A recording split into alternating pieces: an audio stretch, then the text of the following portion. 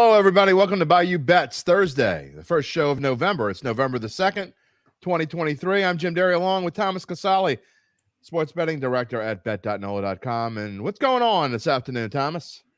Not too much, Jim. This is one of these weekends that I just like to sit back and do nothing. We got a big college football slate. We got a big NFL slate. It's probably going to be one of the best weekends of the football season. It really is. We're going to talk about the big slate, especially in the NFL. I think it's the best weekend of NFL football, and there's some buys, and it's still the best weekend of NFL football that we've seen this year for sure, I think, and maybe in some time.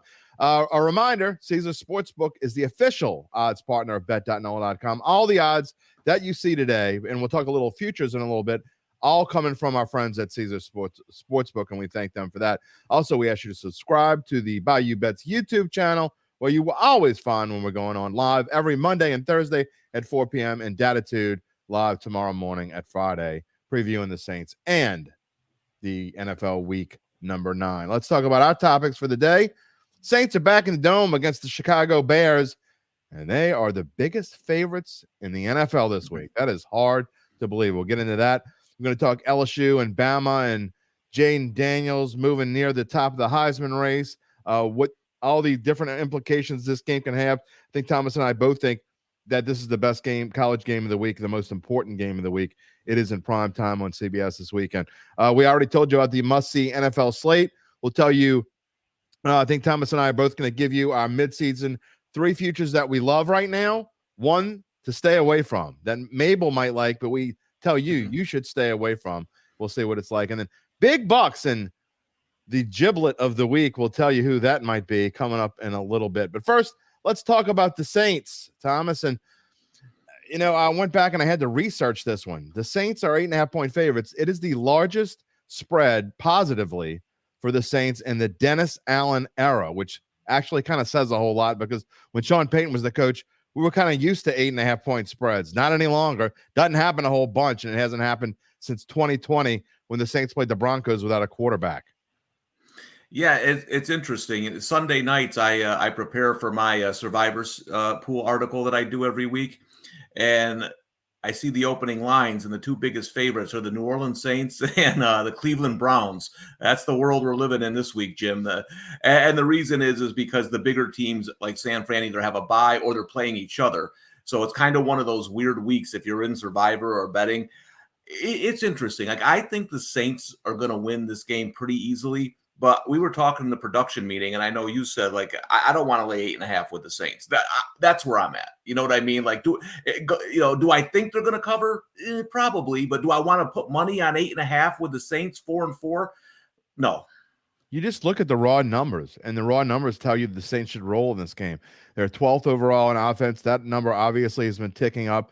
The defense, it's kind of a misleading 5th in the NFL. They were really, really good for a while. They haven't been great the past couple of weeks, so that makes me a little bit nervous. But, overall, everything's been improving on the up for the Saints, especially the last 6 quarters.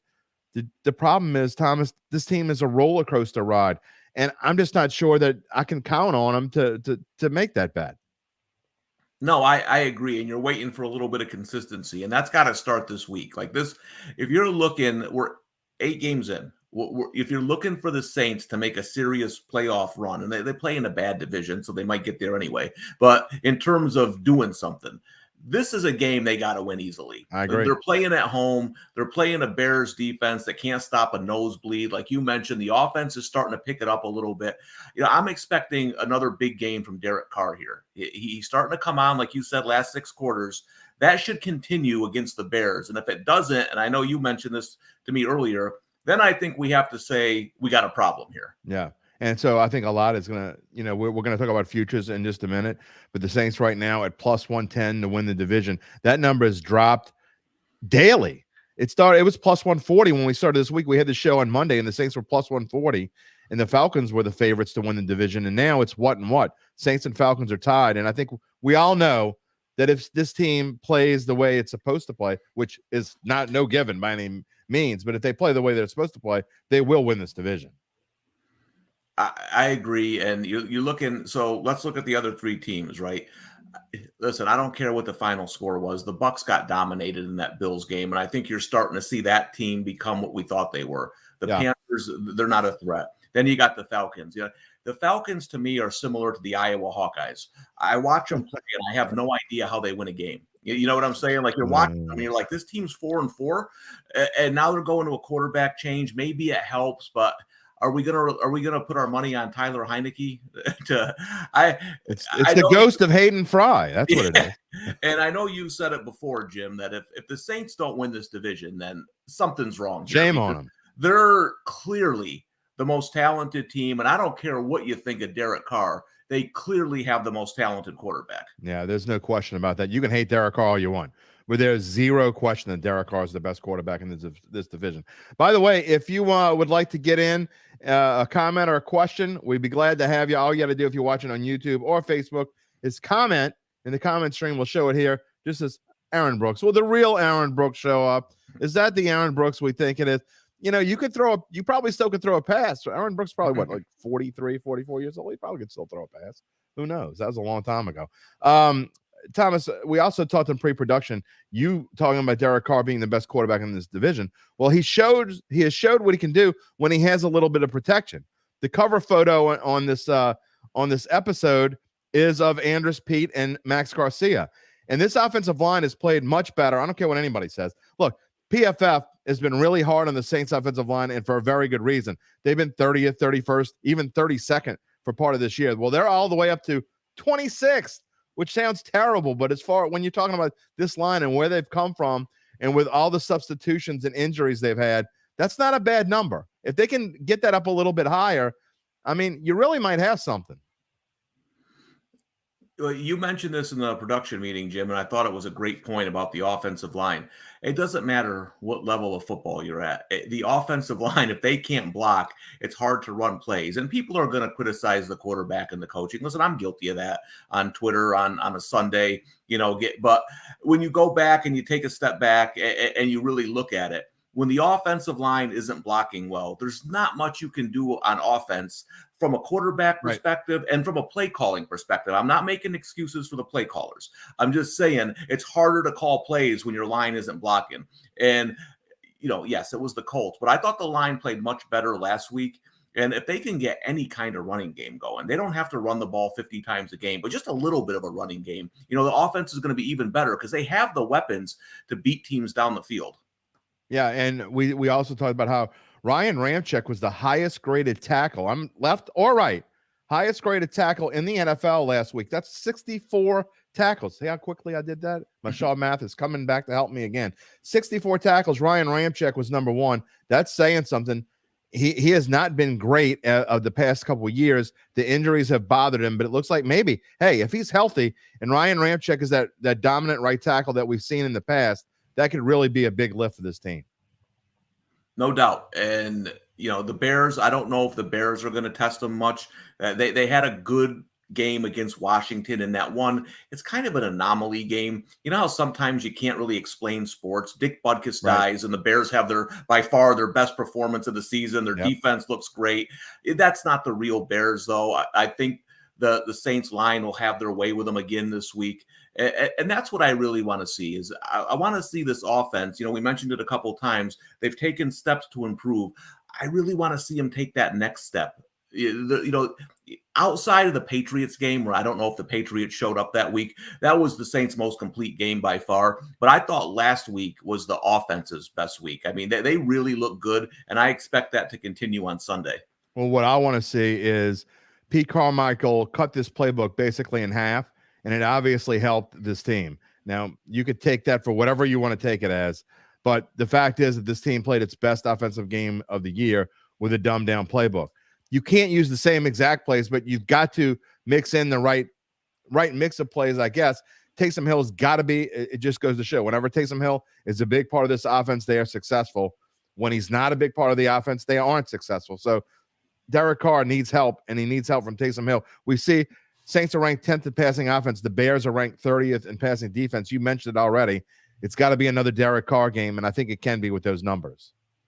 Yeah, and sometimes – cutting down the playbook works. Right. I remember Drew Bledsoe has the classic line. They told him when he played for Kevin Gilbride, hey, Gilbride has 12,000 plays. And then Bledsoe said, well, you think you could find one that works.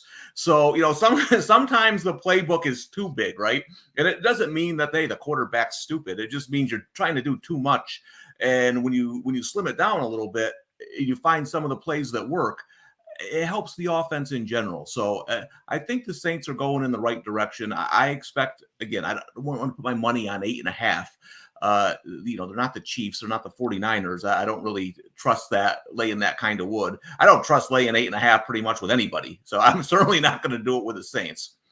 You're still bitter about Kevin Gilbride, aren't you? Listen, that guy's got a couple Super Bowl rings now. Yes, he does. Barry Switzer's got a Super Bowl ring though too. So yeah, he was living off of Jimmy Johnson's coattails. So sometimes you luck your way into a Super Bowl. There's no doubt about it. Look, we're going to come back and the Saints may be part of our big bucks bets later on. So we're not done talking about the Saints, and also we're going to show the slide again because before we go off the air, we will give you a very brief preview of Thursday Night Football. I don't think any of us think that this is going to be a great game. Let's just say with an over-under of 37. I don't think we're expecting all that much, but we will talk about it before we go out the air. All right, I want to talk about our mid-season futures and 3 that we love, 3 that we don't love. 1 that we don't love. Thomas, I'm going to let you go first. All right, my favorite one is the Falcons to miss the playoffs. They're plus 145. So here's the scenario I see. Only one team from this division is going to make the playoffs. I don't think it's going to be the Falcons. If this was more towards even, I'd probably lay off, but plus 145, I just think the Saints are by far the best team. And the next 2 months of the season, I think the cream rises to the top. Listen, the Saints have been up and down, but they have the most talent. They have the best quarterback. I think they win the division. So Falcons plus 145, I think is the best value on the board.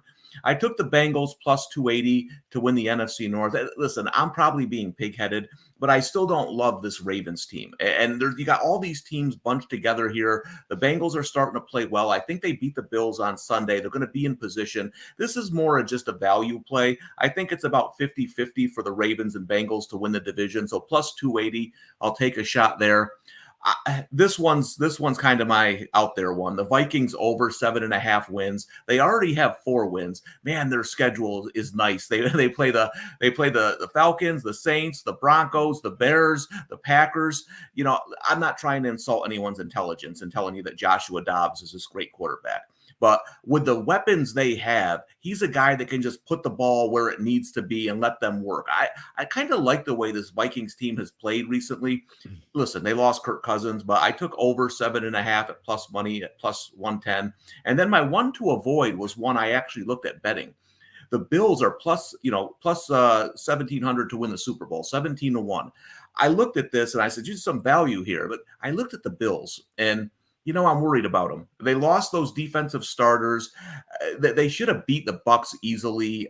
They can't run the football. They just signed Fournette.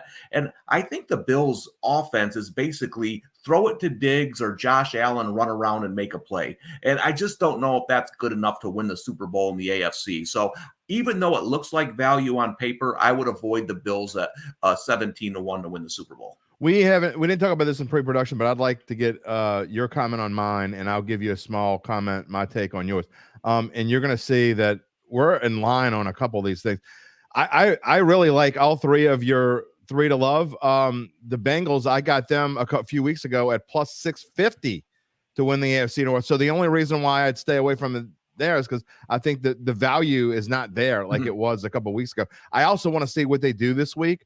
They don't need to win this week for me to believe in them that they can win the division because their schedule down the stretch actually is very favorable. Yeah. I think they can win 7 or 8 of their last 9 games and win this division. I'm with you. I'm not sold on the Ravens either. They're the team this week that all the media darlings love. Next week they'll hate them again. Yeah.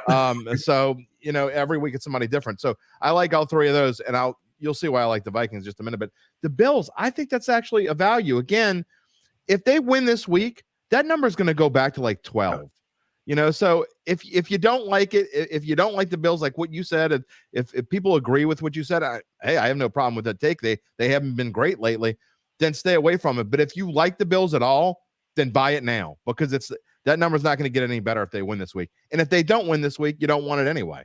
So yeah, I agree with that. If you listen, the Bills were, I believe, the second favorite preseason, second or third favorite, Yep. and now they're 17. That's why I actually looked at it. I was like, wow, the Bills are 17-1. I just don't particularly like the team, and the problem I have with the Bills too is they play that crossover with the NFC East. They got a lot of tough games left on the schedule. We'll see, but I agree. If you do like the Bills, this is the number to get them at. All right, let's move on. I'll give you mine. And interestingly enough, the Vikings are in there with mine, and the Saints kind of correlate to your Falcons pick. I'm going to start with the Vikings. We always look for value here. This doesn't necessarily mean that I think the Vikings are going to win the NFC North. I don't. I think the Lions are going to win the NFC North. However, if you're going to give me 11-1 and tell me that the Vikings are just going to fall apart, I think they're clearly the second best team in this division, and that's with Kirk Cousins gone. I agree with Thomas that they have enough offensive weapons that if Josh Dobbs can come in and just be steady, just be a steady quarterback, a steady influence, I think the Vikings at 11-1, they still play the Lions twice. 2 out of the last 3 weeks of the season, the Vikings are playing the Lions. And if they can hang tight and stay within a game or two until then, they can take this division over. Again, at 11-1, I think it's a value. And everything we said about the Saints, again, I got them earlier, so this isn't quite the value that I got them at earlier. But I think even money, basically, for the Saints to win this division, I think you're getting a value. That value is going to be gone very soon, because not only do I think the Saints are going to win enough games to start to kind of take command of this division, I'm not saying they're going to go on a long winning streak, because I don't think that. But I do think the Falcons are going to start going downward. Taylor Heineke, he may be an improvement over Desmond Ridder, but that offense is terrible, and the defense is just slightly better than average. So, and then Christian McCaffrey to win the NFL MVP. Look, if the Niners turn it back on and go on a roll, I still think they're the best team in the NFL. I really do. 18-1 to win the NFL MVP. I think that's a great number. Again, do I think he's going to win it? I'm not sure. It's usually a quarterback, but if you're going to pick a non-quarterback, it's going to be McCaffrey, I would think. And then lastly, the one that I'm avoiding, I'm not buying into the Dolphins. If they beat the Chiefs this week and prove me wrong, great, but they can't beat a really good team. They haven't been able to. Tua to win the NFL MVP at plus 330, that is a joke. Mahomes is the same exact number. So if you want to take a plus 330, I'd much rather take Patrick Mahomes than Tua. Yeah, and I like your look on the MVP here. The thing that scares me with Tua, especially being this big of a favorite, is they played 2 real football teams and got beat pretty easily, right? And so unless they're going to play Carolina or Denver every week, I think this number is just way off base. I like your McCaffrey to. I agree. Listen, the Niners have hit a bump in the road. Okay, they had some injuries. They always have injuries. I don't know why, but get these guys back coming off a bye. I think you're going to see the old Niners. McCaffrey has a chance to break some records here too, with touchdowns. Right.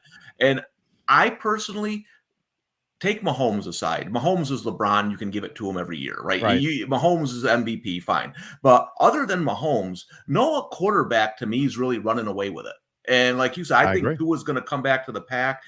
Allen hasn't run away with it. So I think there's a scenario where a guy like McCaffrey can sneak in there. I really like that 18-1 for McCaffrey. And you and I are always, professional bettors are always looking for value. Yeah. It doesn't necessarily mean you think that's going to happen. But if you find serious value, which I think this is, I think there'd still be value for McCaffrey where even 13 or 14-1. Because like you said, no quarterback is playing lights out. McCaffrey scores 20 touchdowns, which is an absolute possibility.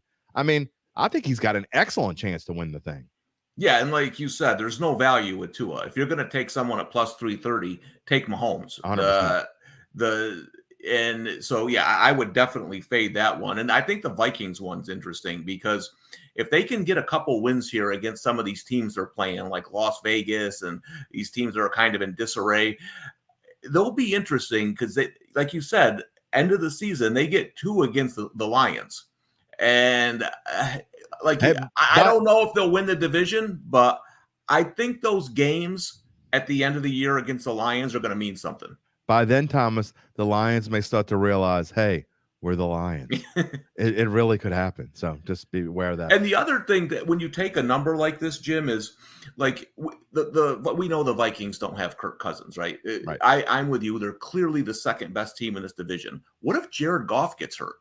You know what I mean? Now you're Absolutely. sitting there with the second best team. I mean, watch if that ever happens. Watch, and the Vikings win a couple games, they're going to be back down to 4-1 to win that division. So I think that's a pretty good number. Not only that, I mean, we've seen already one game this season where David Montgomery and Jahmyr Gibbs both had to miss the game, and the impact that it had on that team, they weren't nearly as good without those two guys, obviously. But I mean, even with Montgomery gone, the offense is not the same. They did not play very well this past Monday night, even in a victory against the Raiders. They should have won that game by a lot more than they did. Yeah, they should have won that game by 30. All right, let's move on. We're going to talk LSU because we got to get the big bucks. LSU and Jayden Daniels, obviously, with the biggest game of the year. Honestly, this might be the biggest game of Jayden Daniels' collegiate career because he has a legitimate chance to win this Heisman Trophy, Thomas. And I think if he has another game where he's putting up 350 passing yards and LSU finds a way to win, we'll talk about what we think about the game in a minute. But, I mean, he literally goes from third to first, in my opinion, if LSU wins this game. Yes, if he has a big game and LSU wins, I think he opens as the favorite next week. Now, the McCarthy has a couple of big games coming up, right? The Penix plays USC this week, but I mean, playing USC's defense is like playing air.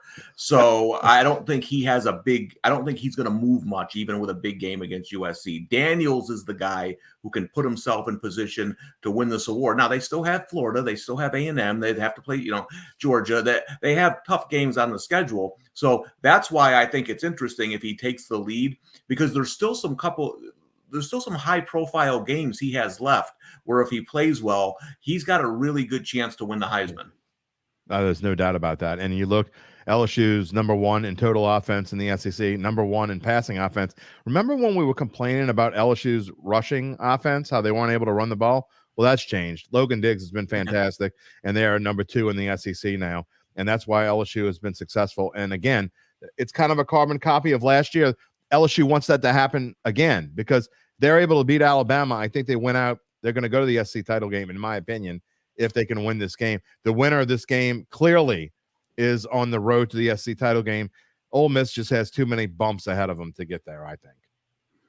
No, I agree. And this is going to be a fantastic game. I think there's going to be points scored. Here's the thing about Alabama. I always think their defense is a little bit overrated. Because if you have receivers and a quarterback who can get the ball down the field, we've seen Texas do it 2 years in a row, you can beat this Alabama defense. They played well against Ole Miss, but Ole Miss doesn't throw the ball as well as LSU does. They run it a lot, and that's Alabama's strength, right? If you're going to just run the football, they're going to eat you up. But these teams that have balance can really hurt Alabama. I think both teams are going to score. LSU has the better quarterback. In high-scoring games, I always like to side with the better quarterback. It didn't work against Ole Miss. But if they can just get off the field on some third downs, I think LSU is in great shape in this game. I agree. And look, Gabe and I talked about this earlier in the week. I think the way LSU is going to attack this thing is they're going to play Perkins as a spy on Milroe. Kelly's already basically said he's going to do that. And they're going to play cover two. And, if you throw it, if you just throw it deep and you're successful, it is what it is. Look who's chiming in today.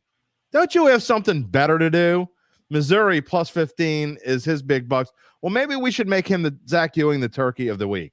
If you want to go buy yourself a turkey hat, we'll actually put you on the air because I don't know. I'm not going to give Missouri too much grief. That is an interesting game, by the way. Yeah, Missouri, I like Georgia. the play. I think. Well, he's a Mizzou grad, so he's a little biased. I think that line should be closer to 11 or 12. So I think you're getting some value with the Tigers.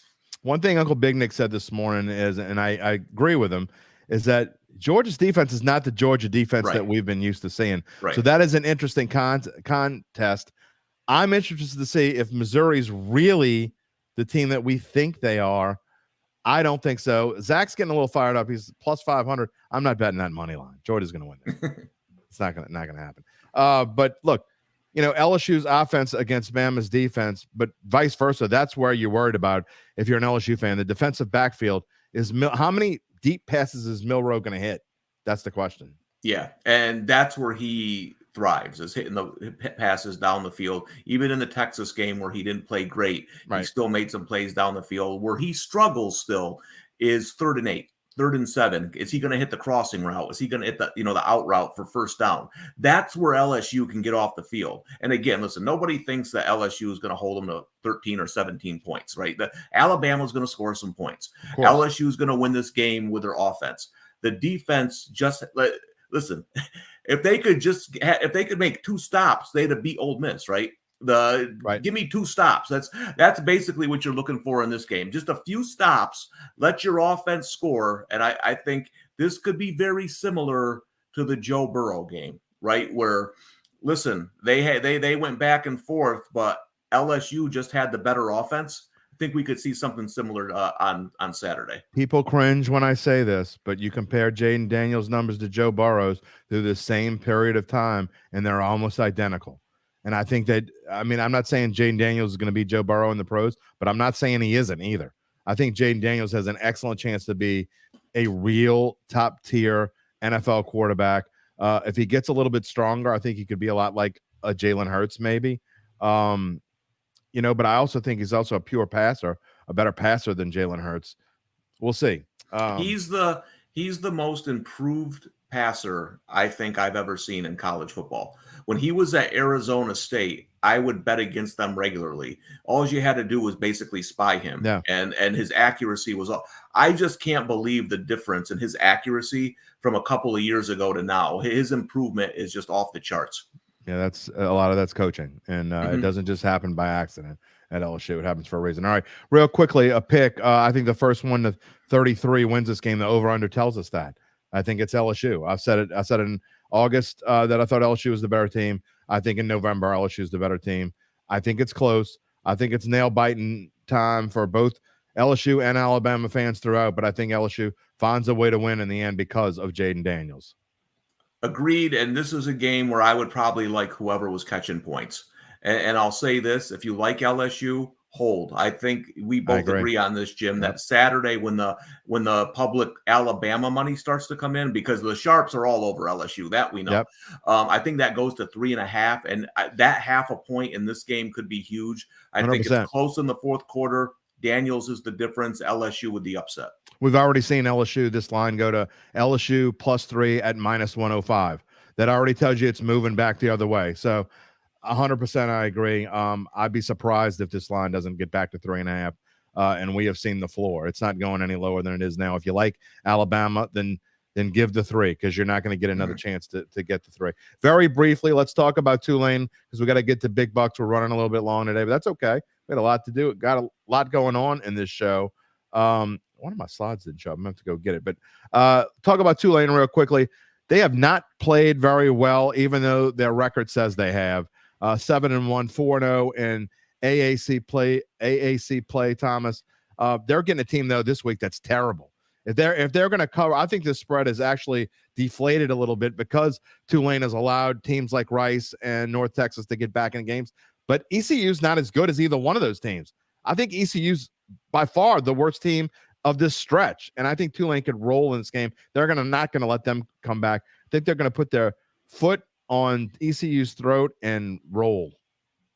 Yep, no doubt about it. Listen, Rice is an actual football team, especially at home. They've given some teams some trouble. Like you said, ECU's terrible. Tulsa's terrible. They got them next. I feel pretty comfortable that they're going to go into the final week against UTSA with 1 loss. That game is going to probably be for the big show because Air Force still has UNLV. They have Boise State. I think Air Force loses another game. So I think Tulane's sitting in great shape. And I think they win this game by 30+. They're going to blow ECU out of it. I've made some money against ECU this year. They're terrible. Yeah, and if I didn't have some games that I really liked in the NFL, I actually might have put this game on my card for big bucks this week. But I did not, because I've been staying in my lane with the NFL, and there's a reason why, because there are a ton of games and really a lot of games that I like this week. Before we get to our big bucks pick, we got to talk about the big slate, monster slate of games in the NFL in week number 9. All right, you're biased. You like you want to see the Cowboys-Eagles game more than anyone, but you could wake up at 8:30 in the morning Central Time, Thomas, and not leave your television until like 10:30 at night, because you got Dolphins, Chiefs. You got Bears and Saints coming up after that. Then you got Cowboys, Eagles. Then you got Bills, Bengals. What else could you possibly want? Yeah, this is a great Sunday. And, I actually had Washington last week against Philly because it was a sandwich game. I think Philly's going to win at home. I think it's going to be a competitive game. I think the Cowboys will get them in the rematch. But this game, I think the Eagles win. The Chiefs, I'm with you. I think they have a better defense. You got two good offenses, but I think Miami still struggles with pass rush. And I think the Chiefs get the pass rush. And I like the Bengals a lot in this game. I think there's second year in a row. They start off a little slow. They had a bye week. They come back. Burrow looks a little bit healthier. The Bills, when you lose two defensive players of that caliber, it's hard to replace. And I don't think they've replaced them. And I still worry about the offense. So give me the Bengals minus the 2. I'm going to save my thoughts on the two outside games because they're both in my big bucks selections.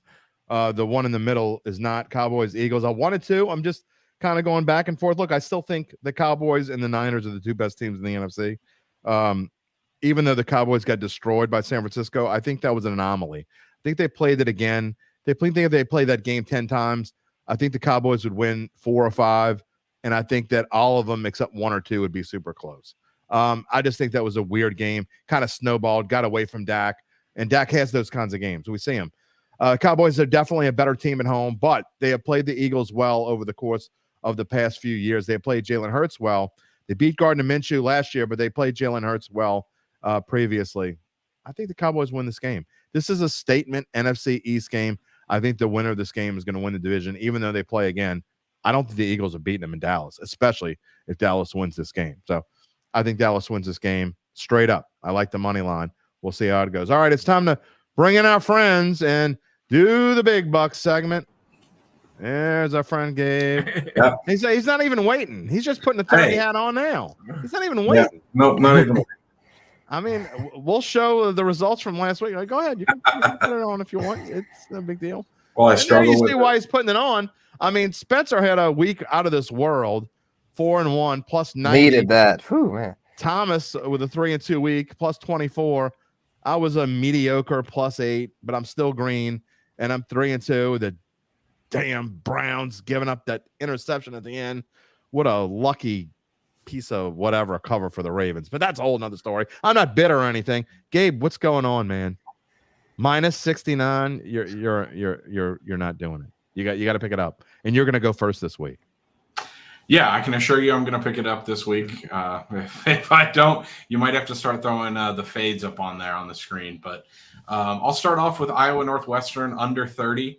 This might sound crazy to a lot of people. You see a 30-point total and you want to immediately hammer the over. Iowa's been involved in 3 historic over-unders over the last 2 seasons. The under 3-0 in all those games. Iowa can't score without Cade McNamara. And come on, guys, this game's at Wrigley Field.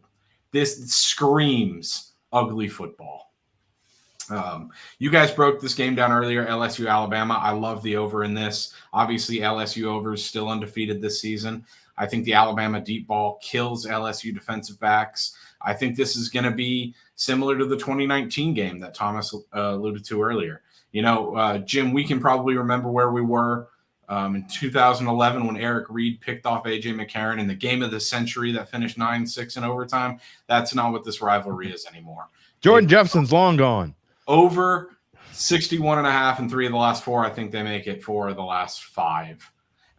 Finally, I have Oklahoma -6 against Oklahoma State. Mabel loves Oklahoma State this week because it's the last bedlam. Oklahoma's bailing. Oklahoma's won 8 of the last 10. Only one of them was by 1 score. I think this is a great bounce back spot for them.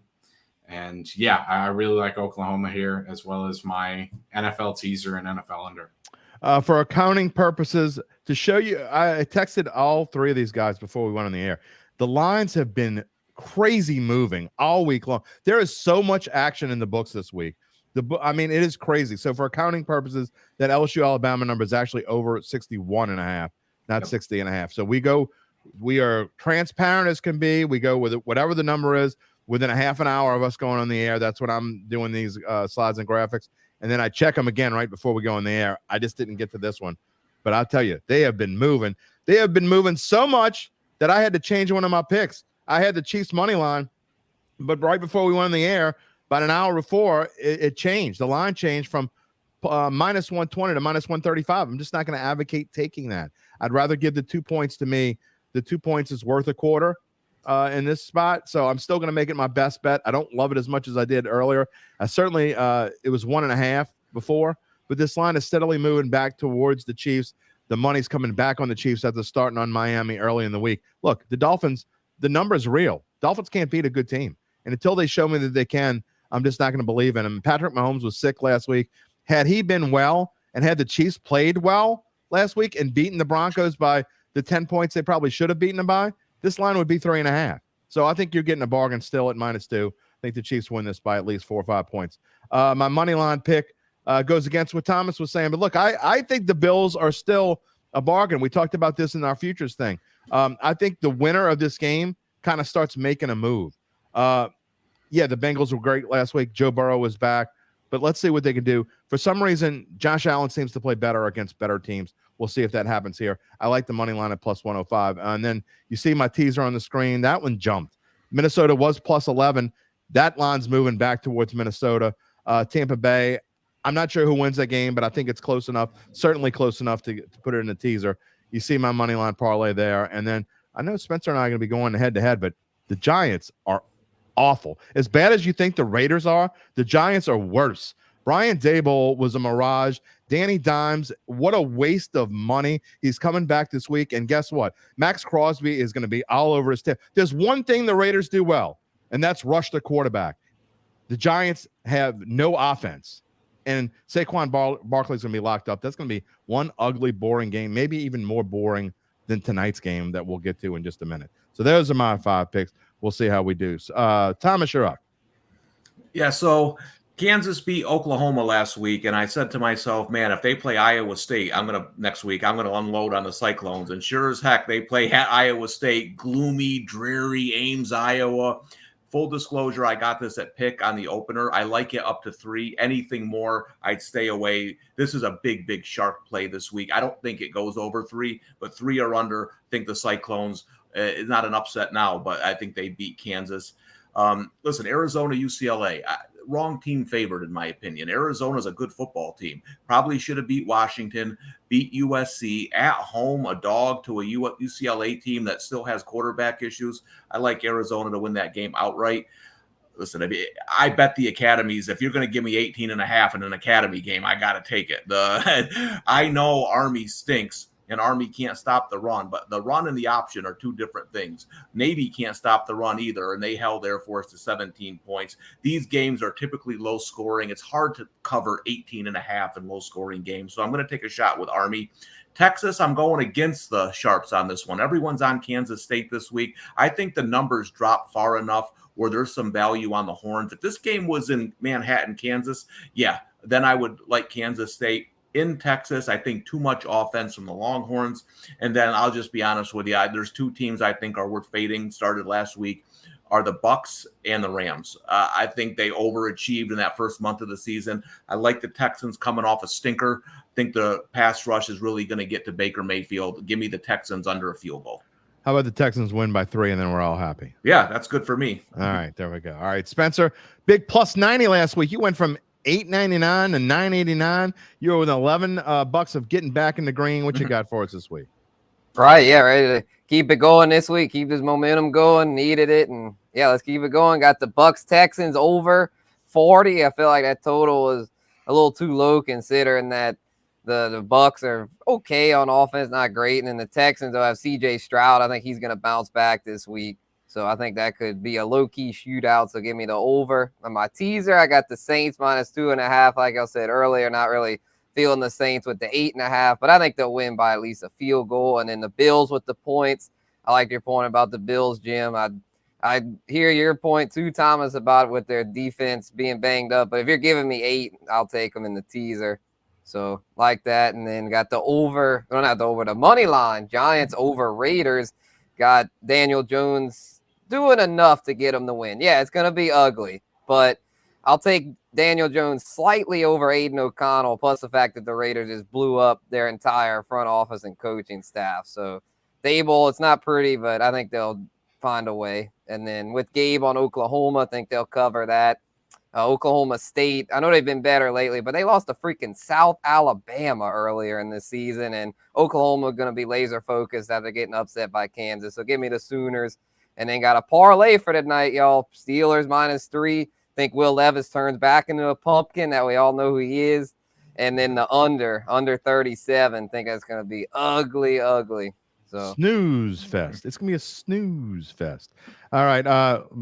One last thing on Giants Raiders. Again, one of us is going to lose this game. We're not all going to go 5-0 this week. It's literally mathematically impossible for us all to go 5-0 this week. Teams that fire their coaches, they usually play well the next week. It doesn't last long. It only lasts a few weeks, but they usually get a little boost. Also, if I would have had a 6th game, I really like the Commanders this week. Making those changes, people think it's going to be a negative thing. I actually think it's going to be a positive thing. Get some kicks in the butts. They're trying to get Ron Rivera fired. I don't know what's going on over there. All right, before we go off the air, Spencer has already told you what he thinks about Thursday night football. Thomas, your thoughts tonight on what could be. I mean, I might be sleeping by the second quarter.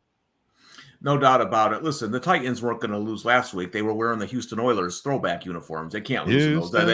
They don't have those uniforms this week. I agree with Spencer. I think the Steelers' defense too much. And, again, it's going to be a snoozer. Gabe? Matt Canada's on the field. It's going to change everything, don't you know? Yeah. Change what? Najee's going to run for 150 yards? The only thing is they might be, emphasis on the might be better than the Titans offensively. I agree with Thomas. I like that defense too much to bet against them at home. I will say this. If I had to bet, I would bet on Pittsburgh, but I don't want to bet on Mitch Trubisky. I mean, I don't care if it's Kenny or Mitch or whoever it is. Look, Mike Tomlin off of a loss, we all know he's very good. So again, if you're forcing me to bet, I'm taking Pittsburgh, but I'm certainly not going to advocate it on this show to bet Pittsburgh. I don't want any part of this game. I'll turn it on in the background, and I don't know, maybe I'll clean my garage or something. We'll figure out something to do, and it's got to be something better to do. All right, before we go off the air, final thoughts. I'm going to start with Spencer the Guru. All right, yeah, I want to give the Pels a little pub. You know, got the 3-1 start, defeated the Thunder last night. Huge comeback win. They were down by 20 plus at one point. So nice to see him make that comeback. But Zion's out tonight, y'all. Back to Brandon back. Ingram might be rest, out. And then Brandon Ingram. Yeah, so I was trying to be optimistic about him after seeing that. I'm just like, it's going to be the same song and dance with this team. Hopefully they can just do enough to get a top 6 seed, because you don't want to get in the play-in, because then who knows, then they'll might be having to rest for that. That's just I'm sick of it. It's November 2nd. We're already talking about play-in. You know, Lionel Richie has a song called All Night Long. It's going to be all year long with the Pelicans. We're going to be doing this. Gabe Henderson, what you got?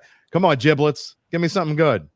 LSU 42, Alabama 37. Give me the Tigers on the road. Straight up score. Picking a score. I like it. Thomas Casale. Yeah, make sure you go to bet.NOLA.com. We have a ton of stuff covering LSU-Alabama, from predictions, player props, line movements.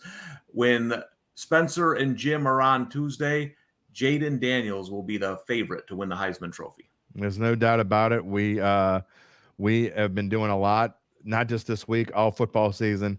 I don't think anyone else anywhere gets as much out of their 4 guys as they get out of us. I'm just going to say that, and good stuff. I mean, we're you know, we weren't in the green so much in those numbers, but overall, I think we do a pretty good job with not just with our picks, but what we give you and are able to show you and let you decide for yourself after we give you the information, because we don't just pick information out of the sky. We do a lot of research. We get a lot for you, and it shows up here, I think. My final thought is tomorrow morning, Datitude, Friday morning, Larry Holder's back with us after going out to the tennis courts last Friday. Doug Mouton filled in. I'm interested to get his thoughts, because he goes through each game as well for the Athletic, kind of sort of the way PFF does analytically. And so to get his thoughts on the Saints Bears is going to be interesting. And then we're going to talk about the best games of the week. I kind of think they're going to be the same 3 games we talked about, Thomas and I talked about. But I'd like to get his take as well. That's all coming up tomorrow morning at 10 a.m. on all these same NOLA.com and bet.NOLA.com stations. We appreciate it. We ask you once again to subscribe to the Bayou Bets YouTube channel. And a reminder that our friends at Caesars Sportsbook are the official odds partner of bet.NOLA.com. We'll see you tomorrow on Datitude. We'll see you Monday morning. For Zoe Collins-Rath, for Thomas Casale, Spencer the Guru, Gabe Henderson, I'm Jim Derry. Have a great weekend, everyone, and go Tigers. And please, for the love of God, go Saints. We'll see you Monday.